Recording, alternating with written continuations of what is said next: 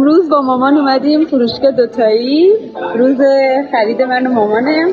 و جالب که اون قانونی که بهتون میگم هر وقت تصمیم میگیرم که اینو ببرم بیرون، مثلا صبحانه بخوریم نهار بخوریم همون روز برام پرداختی میاد، کلی امروز برای من پرداختی من انقدر که روزی زیاده. خدا رو شکر هست.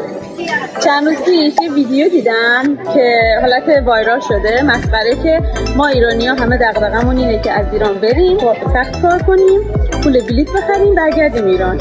ولی واقعا من از روزی که اومدم آرزوم این بود که یه کاری پیدا کنم که اگه مامان میاد در دسترس باشم، یعنی مجبور نباشم که برم سر کار مامانو خونه تنها بذارم، بعد ولی پولم داشته باشم که بریم با هم کلی خرید کنیم. و خدا رو شکر الان مامان بعد از این همه سال اون موقعی اومده که من اون شرایط دارم. یعنی یه خبری شنیدیم ناب دست اول روزمونو ساخت، هفته‌مونو ساخت، ماهمونو ساخت. انقدر خوشحال شدیم مامانو. میخواستم تو کل فروشگاه جیغ بزنم، داد بزنم، بهتر میکردم. خدا رو شکر.